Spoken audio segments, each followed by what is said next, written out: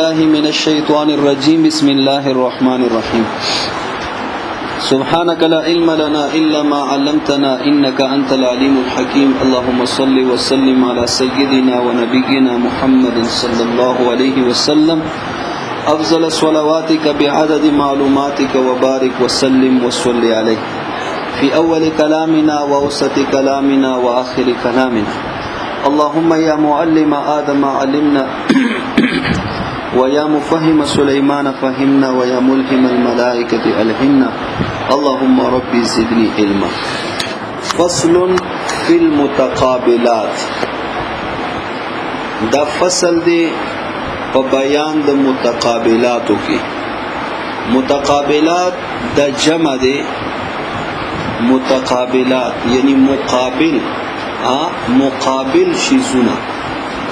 اور دغه متقابلات ورته ولی ویلو ځکه صدجی کې دوا تقسیمونه د تبیانېږي تاسو ته د خبره شي وا لفظ اور معنا کې څو قسم تعلقاتي پنځه یو تعلق په اعتبار د وضع سره یو تعلق په اعتبار د استعمال سره او یو تعلق په اعتبار د ظهور د معنی سره او یو تعلق په اعتبار د خفا د معنی سره صحیح او یو پنځم تعلق په اعتبار د دلالت سره صحیح نو اوس دغه فصل کې دغه دوا تقسیمه د تبیانی په اعتبار د ظهور د معنی په اعتبار د خفا د معنی صحیح نو اوس دغه دوا تقسیمه چې د تبیانی کنا نو دواړو تقسیمونو خپل کور کې څلور قسمونه دي او دغه څلور وړه قسمونه د یو بل مقابل دي دغه څلور وړه قسمونه د یو بل مقابل دي صحیح مقابل معنا ضد مخالف د یو بل مخالف دي یو بل مخالف معنا دا هر یو د بل ولا مخالف ته نو څکله یو وی بل نشي کېدل هغه بل وی دغه اول نشي کېدل نو دا مقابل شو دا مخالف شو د خپل منځ کې ضد شو نو څکله دا مقابل د یو بل دی نو دی فصل د نوم ورکو فصل فی المتقابلات صحیح ولا خاجی په اعتبار د ظهور د معنی سره څو قسمه دي څلور ظاهر نص مفسر محکم په اعتبار د خفا د معنی سره څو قسمه دي څلور خفی مشکل مجمل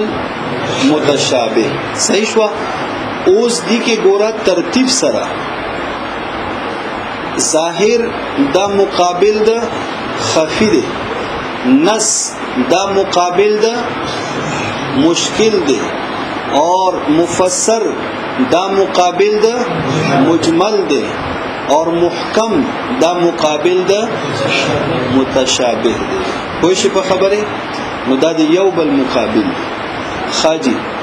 اوس بل خبره دي کې دا یاد ساتو صدق ظاهر نص مفسر محکم دغه ترتیب سره یو ادنا دی بل ورنه اعلی دی بیا دریم دا د دویم نه اعلی دی څلورم دا د بیا دریم نه اعلی دی صحیح ولا ټول نه ادنا څه شی دی ظاهر بیا هغه نه اعلی څه شی دی خفی بیا هغه نه اعلی څه شی دی نص بیا هغه نه اعلی څه شی دی مفسر بیا هغه نه اعلی څه شي دی محکم یعنی محکم ټولونه اعلی اور ظاهر ټولونه ادنا یعنی تاسو په ذهن ته دا خبر راتله چې ظاهر به ټولونه اعلی وي ها محکم به ټولونه ادنا وي نه بلکې ظاهر ټولونه ادنا اور محکم د ټولونه اعلی حاجی اوس بیا راشه خفیته خفی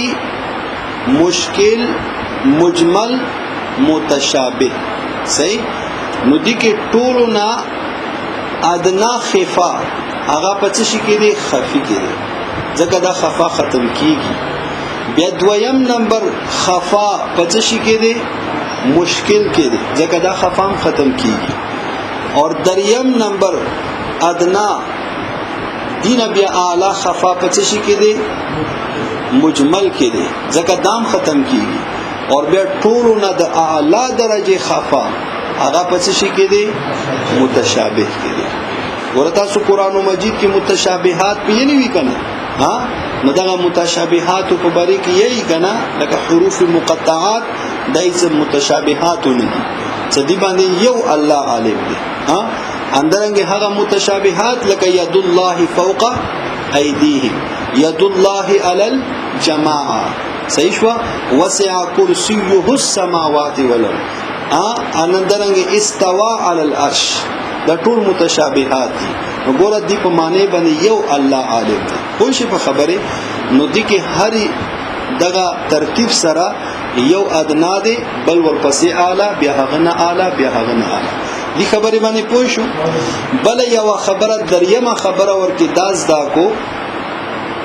چې هر ادنا دا د اعلی په ضمن کې موجود وي هر ادنا دا د اعلی په ضمن کې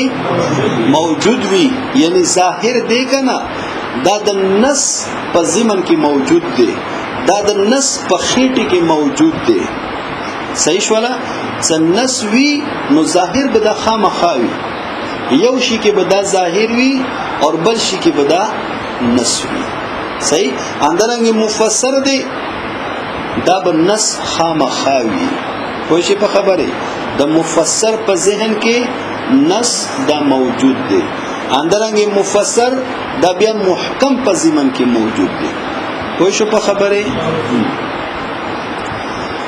نو درې خبره د بیان شوي کمی خبره اول خبره د تدا بیان شوا صدا یعنی هر یو ترتیب سره د بل مقابل دی کم تقسیم تاسو ته کتاب بیان کړی دی کنه ترتیب سره ظاهر نص مفسر محکم اندرنګ بیا خفی مشکل مجمل متشابه نو دا د یو بل مقابل صحیح شولا اور اندرنګ دویمه خبره ته دا بیان شوا چې دا ترتیب سره یو ادنا دی بل اعلی بیا غبل هغه اعلی بیا هغه بل اعلی صحیح شولا اور بیا دریمه خبره ته دا بیان شوا چې هر ادنا د اعلی په ضمن کې موجود وي خو شي په خبره خاجي فصل فی المتقابلات اوس دغه اته وړه قسمونه دا په یو فصل کې ولی راوړلو ځکه چې دا د یو بل مقابل دي کنه کني بل فصل ورته پکاره وکنه په اعتبار د ظهور سره بل فصل راوړوي په اعتبار د خفا د معنی سره بل فصل راوړوي صحیح ولا خدا چې یو فصل کې راوړو د وجه د دې چې دا یو بل مقابل دي نعنی مراد زمونگا بها پدغه متقابلات سرا الظاهر والنص والمفسر والمحکم ظاهر دے نص دے مفسر دے محکم دے نعنی مراد زمونگا بها پدغه متقابلات سرا الظاهر والنص والمفسر والمحکم مع ما يقابلها سرا د هغه مقابل دغه څلورو شیزونو دي من الخفي ته هغه خفي دي والمشكل والمجمل والمتشابه صحیح شو حاجی البحث الاول اوذتا اول بحث شروع گئی الاربعه باعتبار الظهور حاجی پاسا تناقض المتقابلات باندې لیکلی دي الثمانیه دغه متقابلات سور دي اته اربعه باعتبار الظهور اور و اربعه باعتبار الخفا خفا ما یو خفا صحیح شو خدا پښتو ولا خفا نه دی ها څه خفا کېګه ما په اعتبار د خفا ټکري حاجی فالظاهر فالظاهر اسم د نوم دی ها اسم معنا اگر نحو ولا اسم نا ظاهر اسم دا نوم دی لکل کلام د پاره د هر کلام ظهر المراد به څه ظاهر وی مراد به پدی سرا دغه کلام سره مراد ظاهر وی للسامع اوریدون کی د پاره بنفس السماع په نفس اوریدو سره سماع معنا من غیر تأمل فیه بغیر د تأمل معنا سوچ او فکر بغیر د سوچ او فکر کولو نه فیه کوزه پاسه نقید لیکلی ای فی الکلام بدغه کلام کې صحیح نو بیا کوزه ته نقید لیکلی خرج به الخفی والمشکل وغیرهما دینه خفی او مشکل د هر څه وته ځکه د نفس اوریدو سره تا ته د دې کلام د دې ولا د دې کلام ولا مراد هغه څرګند دي والنص ماسیک الکلام لاجله حاجی النص ولا تعریف کې مصنف رحمت الله علیه اختصار نکاره خستل دي چې د تاسو ذهن ته د خبره پرېږدولې دي چې ګوره څه کار خو به تاسو هم کوو کنه ها ټول کار خو به مصنف رحمت الله علیه نه کوي کنه ځان نه خو لټا نه جوړو لغونې به مخ کې ورسته سترګې غړاو نو دغه دې کې هغه اختصار نه کار خستل دي نور دغه نص ولا تعریف کې هم د ظاهر ولا هغه اول جز هغه ورنه مراد دی صحیح اور یعنی د ظاهر ولا ټول تعریف راواخله د ظاهر ولا ټول تعریف ور سره راواخله اور بیا دغه ماسیق الکلام لاجله دغه قید ور سره ولګوا نو بدن نس شو ظاهر ولا تعریف فقط راواخلی لکه اسم لكل كلام ظهر المراد به للسامع بنفس السماع من غیر تأمل دا ظاهر شو اندی تعریف سره تا ولګول لكل كلام ظهر المراد به للسامع ماسیق الکلام لاجله یا وسیق الکلام لاجله نو بدیله څه جوړ شو نص یعنی ګورا ما د تاول ویل چې هر ادنا اعلی په زمن کې موجود وي نو اوس دغه دی کما معنا کم مراد د دې کلام نه اخص کو ته معلوم شو ان دې د پارا د دې چلاو هم شوی وي نو بدن نص شو صحیح شو والنص اور نص چاته یی نو هغه تعریف ور سره ولګوا اسم د نوم دی لكل کلام د هر کلام د هر هغه کلام ظهر المراد به چې ظاهر وی څرګند وی مراد به په هغه سره لسامع اوریدون کې د پاره وسیق الکلام لاجله اور چلاو شوی وی د کلام لاجله اندی د پاره صحیح شو اندی د واجنه دغه کلام چلاو هم شوی یعنی دغه کلام راوړل شوی هم وي ومثاله اور مثال د دی فی قوله تعالی په قول د الله تعالی کې ګوره مثالونه خبره واضحه کیږي نو څالور مثالونه درته بیان کړي ښا څالور صدا ظاهر هم دی اور دا نص هم دی اول مثال ګوره واحل الله البيع وحرم الربا حلال کړی دی الله تعالی بیع حرام کړی دی الله تعالی ربا ګوره او دا ظاهر دی تاسو ته پته ولګی دا ظاهر دی ظاهر نه تاسو ته څنګه نفس سما سره تاسو ته څه معلوم شو لونه ویو کنه بیع حلال دی اور ربا حرامه ګوره د نفس اوریدو سره مونږ ته معلومه شو کنه بغیر د تأمل کولو نه بغیر د سوچ او فکر کولو نه خو کلام چلاو دغه آیت مبارکه نزول الله تعالی دې پر نه کړی چې تاسو دا او پیژنو چې بیع حلال دی اور ربا دا حرام دی بلکې دا څه د پاره دی کلام چلاو شوی دی کلام چلاو دی د پاره شوی دی چې مشرکین مکه او هغه دغه سود اور بیع د دواړو کې فرق نه کول سود اور بیع د دواړو کې فرق نه کولو دی دوی یلو چې د دواړه یو شانتی دي چې کله هغه دغه داوا کوله چې دواړه یو شانتی دي دواړه حلال دي نو الله تعالی دې کې فرق بیانولو د پاره الله تعالی دغه آیت مبارکه نازل کو چې نه دواړه یو شانتی څرنګي دي بیع الله تعالی حلال کړی دي سود الله تعالی حرام کړی دي نو د دواړه یو شانتی شو د دواړه برابر شو خو شي په خبره حاجی واحل الله البيع وحرم الربا فالايه پس آیت سیقت دغه آیت چلاول شوه دی لبیان التفریقه د پاره د بیانولو د جداوالی بین البيع والربا ومن د بیع او ربا کې ردن د مفعول له دی اور دغه کلام چلاو جداوالی د پارا د جداوالی بیانولو د پارا په مین د بیع او سود کې څه د راوړل شوی دی نو د دې پارا علت څه شو علت د دې پارا څه شو رد پارا لما د هغه دعوی ادعاه څه هغه دعوا کړی و الکفار کافرانو من التسویه څه هغه دعوا د برابروالی و بینهما ای بین البيع والربا ومن د بیع اور ربا کې صحیح شولا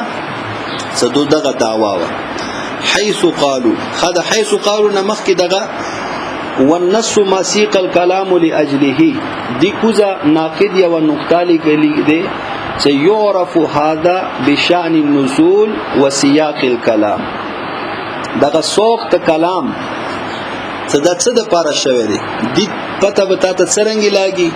سیره د پاره شوی د پاره شوی د پاره شوی یعنی ته ځان نه خو نشي لګنه سیره سوق ته کلام د پاره شوی د کلام چلاو د پاره شوی دا پته به تاسو یو شان نزول نه لاګي صحیح شو چې د دې آیت مبارکه شان نزول څه شي او یو پته به دینه د تلاګي چې سیاق ته کلام ته وګوره سیاق ته کلام د ته یی چې مخ کې ورسته وګوره کلام مخکې حصہ وګوره د کلام وروسته حصہ وګوره واقعا وګوره څه وګوره دا کله ته مخکې وروسته سترګې وغړې نو بیا به ته هغه کلام هغه معلوم کی چې د کلام چلاو د لپاره شوی پوه شي په خبره حاجی حيث قالوا بدی حیثیت سره چې یلیو کافرانو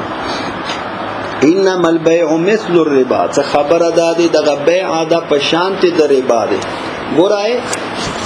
دګه یو نقطه ده څه هغه دا چې د دې کې تشبیه مقلوب شوی دی څه شوی تشبیه مقلوب دي ته یی کنه څګوره یو دی مشبہ یو دی مشبہ به صحیح اور مشبہ به د اعلاوی مشبہ نه لکه ګوره اوستوي زید کالاسد زید شیر پشانت دی شیر پشانت څه شي کې بہادری کې نو دغه شیر د بہادری کې اصل دی ها او زید تشبیه تا ورکړه شیر سره نو شیر د مشبہ به دی د اعلا دی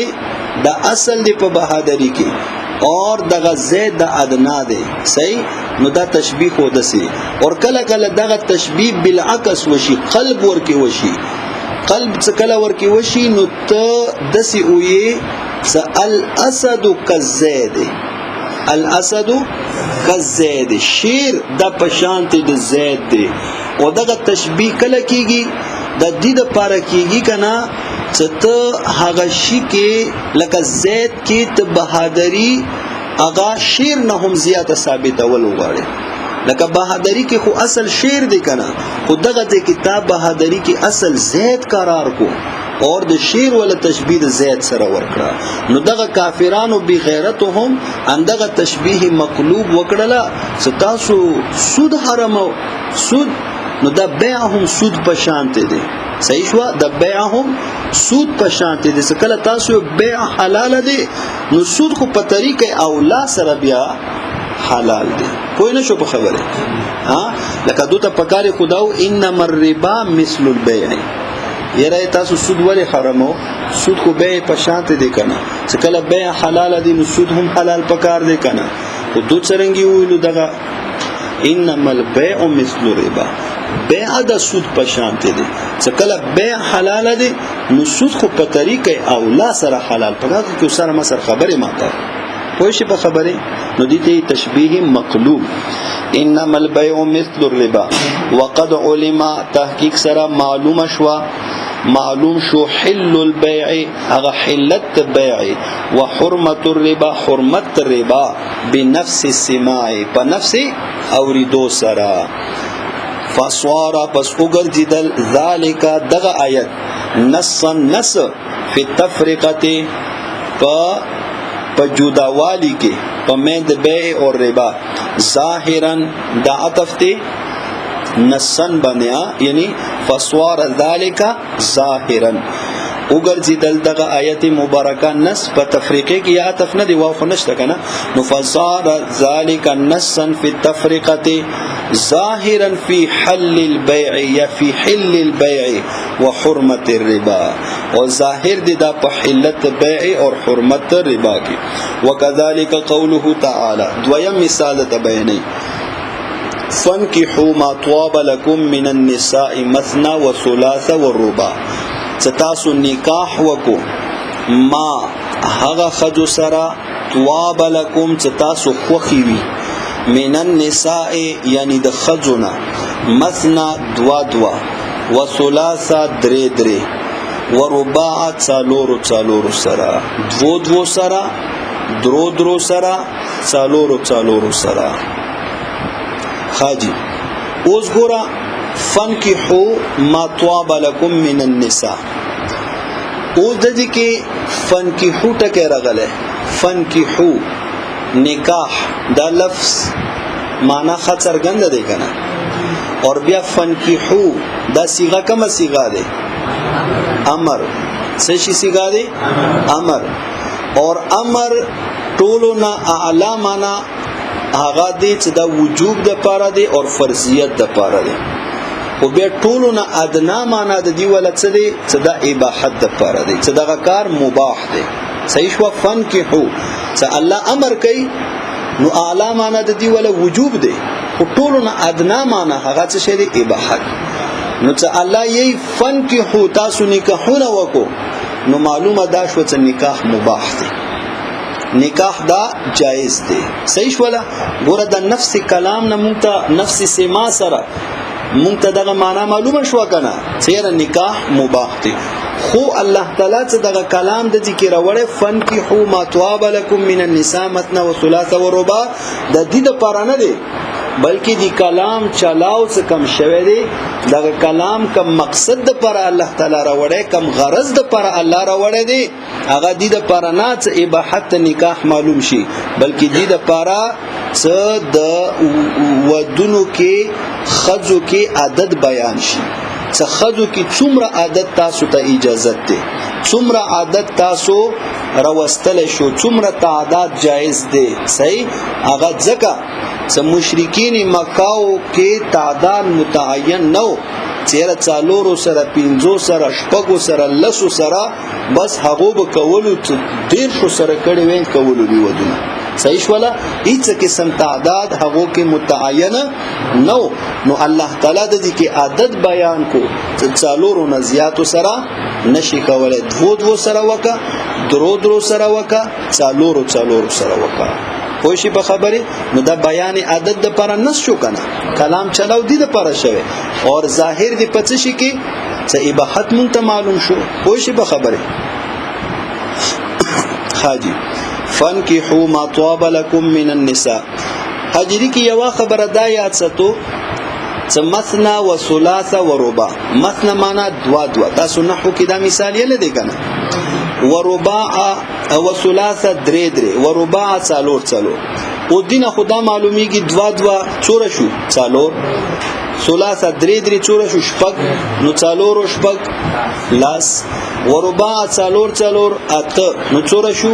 18 نو شیعاګانو اندغه مذهب دی چې 18 ودونه کول دا جایز دي مونږ ورته تاسو خو دوام نشو کولای هغه اکثر یو ودوي مونږ څه کوم کتل هغه څو ودونه وي به یک یو ودوي نو مو ته وخوي خایو کنه وای خایو ته وخایو چې تل سکړی وي بالکل مونږ به در سره به ومنو خو دینه مراد څالور دي صحیح څالور اور مونږ د تراشه وخایو ها مو اهل سنت والجماعت کې څالور ودونه ولا ډیر ژنيشته بوډاګان ورتشته خاجي نو دغه ځکه مثنى وثلاث ورباع حاجی اوس راشه بل یو اعتراض ورکې یو سوال دا پیدا ویږي سیر دغه مثنى وثلاث ورباع دوا نو دې خدا معلوم شو کنه دوا څالور نو دای ویلو پکار یې چې دوا وکړو درې وکړو څالور وکړو نو هغه جواب ته دا وکړي چې اصل کې دا د ګنتی طریقه ده دا د شمار طریقه ده لکه ګوره اوس زدا ویم کنه دې ته مولوی سے ته پیسې ورکړه مالا د متواس را کې خو سوې نو دې ته پیسې ورکړه مولوی سے د ټولو باندې 2 تقسیم کا 2 تقسیم کا نو 2 تقسیم کا خاصه نه بلکې 2 تقسیم کا ورته د ګنتی ولا شمیر ولا طریقہ دی صحیح شو نو جواب خدا شو اور بل د دې کې دغه واو د په معنا د او دی واو په معنا د او دی نو چې کله 2 یا 3 یا 4 خو شي په خبره اور بل خبره دی کې دا یاد ساتو ما تواب لكم دی کنه تواب خوخي وی تاسو پسندیده وی تاسو اوس پسندیده وی خدغه پسندیده شرعن صحیح شو یعنی شرعن پسندیده او شرعن پسندیده کمی خدی دی چې کمی خدی سره تا د پر نکاح د جایز وی کمی خدی سره تا د نکاح جایز وی یعنی اوس تا به دسی خدای خو خوي چې هغه سره به تا د نکاح جایز نه وي څه کوي به هغه کوي خسر نو د دینه پسند مراد پسند شرعن دی پسند شرعن او یا دغه توجیم ورکی کول شي تواب خپل معنا وک پسندیده وی تاسو ته من النساء کې الف لام رغله کنه نو الف لام د عهدی دی معهود زنانا معهود زنانا کمی زنانا دي څه کم زنانا او سره تا د پر نکاح کول د جایز وي اوس کوم زنانا او سره نکاح کول جایز نه دي اگر کته ډیره خوخه ده وغه سره ته نکاح نشي کوله اوس تا پر دې سړي خځه خوخه وي نو څه کوي ته اوس هغه سره به نکاح کوي خځه هغه باندې خو به ته طلاق نه کنه چې شابتي طلاق کوي کو نو من النساء معهود زنانا مرادي خاجي فانکحو پستاسو نکاحونه وکو ما طاب لکم هغه زنانا او سره څخوخي وی تاسو ته من النساء د زناناون مثنا 2 سره وثلاثه درو سره ورباع 4 سره سیق الکلام کلام چلاول شوی دی لبیان العدد د پاره د بیان د عدد وقد علم او تحقیق سره معلوم شو اطلاق معنا اباحت والاجازه اور اجازت معنا هم اباحت صحیح شو بنفس السماع بنفس السماع سرا فصار ذلك ظاهرا پس وګرځیدل دا ظاهر فی حق الاطلاق په حق اباحت کې دا څه ظاهر دي کنه فنکحوا ما طاب لكم نصا فی بیان العدد او دا نص وګرځیدل په بیان د تعداد کې په بیان د شمیر کې وکذالک قوله تعالی دریم مثال لا جناح علیکم ان طلقتم النساء هیڅ قسم ګناه نشته پتا سو باندې کچرته تاسو طلاقی کړي وي خځه مالم هغه وخت کې لم تمسوهن تاسو جما نوی کړي تاسو مسکړي نوی دغه خځه یعنی اردو کی معنی کیږي اس وقت جب تم نے چوا نہ ہو یعنی گویا کو ناقید د طریقې ای لم تجامعوهن هغه وخت کې چې تاسو جما نوی کړی نه قبل الدخول تاسو ورته طلاق ور کړی او تفریدو لهن او یا تاسو مقرر نوی کړی هغه د پاره مہر تفریدو دا اتفته تمسوهن باندې یعنی لم تفریدو لهن وایګو په خبره خاجی فریدتن یعنی مقرر کړي نوی تاسو دوی د پاره فریدتن ای مہرن مہر تاسو ورته نوی مقرر کړي خاجی اوس ګورا دی آیت مبارکانا منتدا خبره په نفس سما سره معلومه شوا صددي کې راغله دي تولقتم څه شي راغلي تولقتم دا صيغه د مخاطب دي صحیح او مذکر دی که مؤنث مذکر نو لا جناح علیکم ان طلقتم تاسو باندې څه ګناه نشته کچرته تاسو طلاق ورکړی وی صحیح شولا نو ګوره تاسو طلاق ورکړی وی نفس سما سره مونږ ته دا مسله معلومه شوه چې د طلاق او اختیار د چا سره دی دا سړی سره دی خاوند سره دی کوئی شي په خبره نرینا سره دی خځو سره نه دی دا مونږ ته معلومه شوه په نفس سما سره خو د کلام چلاو دي د پر نه دی شوه چې د طلاق او اختیار د نرینا سره دی د خاوند سره دی بلکې کلام چلاو څه د پر شوه چې د دې کې د هغه خځه ولا مہر بیانای د هغه خځه ولا حکم بیانای چې هغه ته قبل الدخول طلاق ورکړل شي وي او هغه د پر مہر مسما نه وشي د کمی خځې حکم بیانول غواړي الله تعالی څه کمی خځې ته قبل الدخول طلاق ورکړل شي اور هغه خځې د پاره مہر مسما نوی مہر وته مسما نوی کړي تاسو فقہ کې دا مسله یې نه دي کنه څګورا مثال بعد الدخول یا وخځه ده هغه د مہر مسما نه ده ګوره دا مسله ده کنه خځې د پاره یا مہر مقرر شوی یا به مہر مقرر نوی شوی که مہر مقرر شوی قبل الدخول دي ته طلاق ملاو شو نو نصف مہر به داخلي صحیح شو اور کچته بعد الدخول دي ته طلاق ورکړل شو پورا مہر به اخلي اوس قدغه خځه مخ کی دغه خځې د پر مہر مقرر نه وشوي نو یا به قبل الدخول طلاق یا به بعد الدخول کچته بعد الدخول طلاق نو دي د پر مہر مثل دي صحیح دی اوریدلې دي دا مسله زده ورته اور اندرنګ قبل الدخول طلاق نو دي د پر بیا مہر نشتا بلکې دي د پر بیا متعا دي څه شي دي متعا څه شي اشیاءګانو ولا متعانا بلکې متعین مراد هغه یو جوړه کپڑے و غیره دغه شیزونه دي خو شي په خبره نو دي د پر الله تعالی دغه آیت مبارکه نازل کړي دي څه د هغه خځې ولا حکم بیان کی څه هغه مالم یسمى لها مہرن وی اور قبل الدخول هغه ته طلاق ورکړل شي لا جناح علیکم هیڅ قسم ګناه نشته پتا سو باندې ان طلقتم النساء کچرت تاسو طلاق ورکړی وي خځو ته مالم تمسوهن هغه وخت کې چې تاسو جیمانه وی کړی دوی سره او تفریدو لهن فریدتن یا تاسو مہر مقرر نوی کړی دوی د پاره نسون د نستی فی حکم من په حکم د هغه زناناو کې لم یسمى لها المهر سمسما نوی کړل شوی هغه د پر مہر وظاهر اور دا ظاهر دی فی استبداد الزوج استبداد ای استقلال په مستقل کی دلو د خاون کې په طلاق سره یعنی خاون دا مستقل دی په طلاق سره د طلاق او اختیار چاته دی خاون ته دی خاجی و اشاره اور اشاره ده الى ان النکاح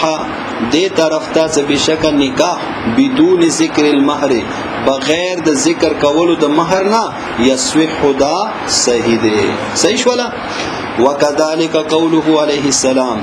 اور اندرنګي قول د پیغمبر علیه السلام څلوره مثال د بیانې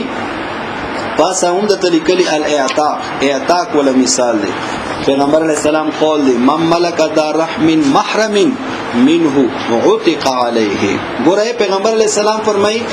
من ملک هغه سړی چې مالک جوړ شي ذا رحم د قریبی رشتہ دار محرم دسی قریبی رشتہ دار صحغات دی باندې یعنی د لپاره محرم هم یعنی نکاح کول جائز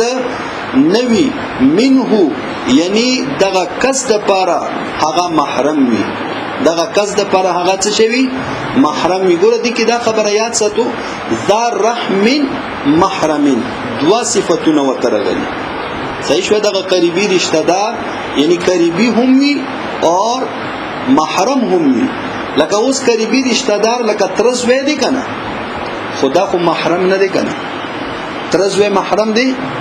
نه دي پکوي چې ترزوی محرم دي ترزوی سره خو واده نه کیږي ترزوی سره چوک واده کوي نه دي د پر طریقه دا دی کنه چې ګور نرینا ول رښتې څه کوم دي کنه هغه به تک خزه فرض کړه هغه به څه شی وکي خزه به فرض کی ترزوی دي هغه تر لور فرض کړه نکاح کول جایز دي کنه نو هغه سره نکاح کول جایز دي کنه نو چې جایز دي نو دا محرمه نه دی صحیح ولا رضائی خور دا محرم دی خدا قریبی رشتہ دارا نه دی نو لہذا دی باندې مالک جوړیدل شي نو مالک یعنی دی د پر شرط او ته کاله د تا باندې آزاد وي څو شرطونه دي دوا قریبی رشتہ دار هم وي اور محرم هم وي بهرحال من ملک ذا رحم محرم منه خج دی حدیث نه مونږ ته معلومه شو ظاهر نه مونږ ته معلومه شو څه قریبی رشتہ دار یعنی ذی رحم محرم دی باندې ملکیت ثابتی دی باندې ملکیت ثابتېږي، یعنی ته د دې مالک جوړېدل شي. ځکه فرمایي مم ملکا، هغه سړی چې مالک جوړ شولو، په ظاهر نه مونږ ته دا معنا معلومه شو کنه، ته ذی رحم محرم ولته مالک جوړېدل شي. خدغه کلام پیغمبر علیه السلام باندې د پر فرمایله دي چې مونږ ته دا خبره وکړي چې ته د قریبي رشتہ دار مالک جوړېدل شي. دې لپاره خو پیغمبر علیه السلام دا ارشاد نه دی فرمایله. پیغمبر علیه السلام ارشاد دې لپاره فرمایله دي که یو سړی د ذی رحم محرم مالک جوړ شو نو دا به په دې باندې آزاد وي. پوه شو په خبره؟ ها ته پوه نه شو؟ سوچ نه کوي، سوچ نه. ذی رحم محرم ګوره دغه پیغمبر علیه السلام فرمان مبارک دینه مونږ ته دا معلومه شوه چې ذی رحم محرم باندې ثبوت ملک رسی. مونږ ته څنګه معلومه شوه؟ مم ملکا، هغه سړی چې مالک جوړ شو. نو بس معلومه شوه چې مالک جوړېدل شي. صحیح. خو کلام چلاو د پیغمبر اسلام حدیث دې پر ارشاد نه دی فرمایله چې دا خبره متکونی و، بلکې دې پر فرمایله دی کچرته ته د ذی رحم محرم رشتہ دار مالک جوړ شوی نو هغه به تا باندې آزاد دې پر فرمایله. صحیح. یعنی حکم بیانې حاجی نص دا نص فی استحقاق العتق للقریب، د پاره د استحقاق د عتق، یعنی د عتق استحقاق کې د عتق استحقاق لري للقریب قریب د پاره رشتہ دار د پاره دا ثابت دی، دا نص دی. وظاهر اور ظاهر دی دغه حدیث مبارکه فی ثبوت الملک له، په ثبوت ملک له دغه قریب د پاره دغه اخستون کې با مشتری څه کوم دی، دغه مشتری لپاره چې دا قریبی رشتہ دار دی نو دې لپاره د ملک ثابتېږي. دا ظاهر دی په باب کې. اور استحقاق العتق للقریب دی کې دا نص دی.